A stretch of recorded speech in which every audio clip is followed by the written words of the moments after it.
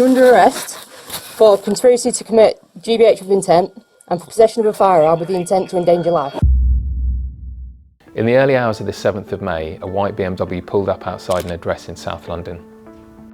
Multiple attackers jumped out and stabbed a man who sustained serious injuries that required immediate and urgent treatment to save his life.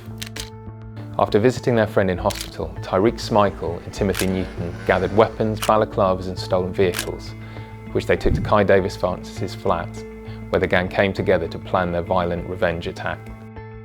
Armed with a shotgun, machetes and knives, they rode in convoy before firing at a car that they believed was owned by one of the men responsible for the stabbing.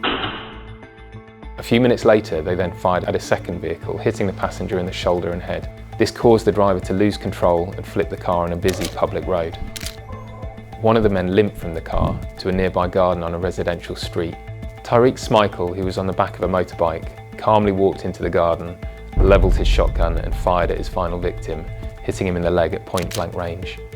These attacks, which seriously injured 3 people, showed that the men had no consideration for innocents caught in the crossfire of their senseless violence. Our officers raced against the clock to identify, locate and arrest the group before they could inflict further harm.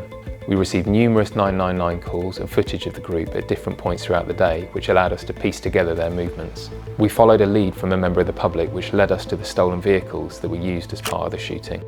DNA found on the moped matched 2 of our suspects, Tyreek and Timothy. We now knew who committed these attacks, and our next step was to find them and anyone else who was involved.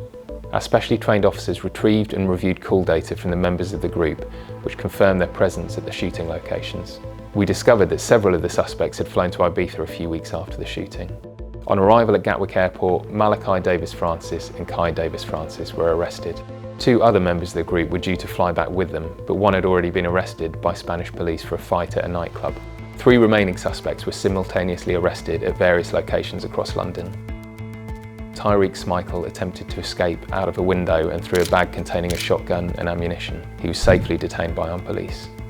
A search of his home led to officers finding multiple rounds of shotgun ammunition, a ballistic vest and the motorcycle helmet he wore during the shootings. Within 5 weeks, we had identified and arrested the entire group.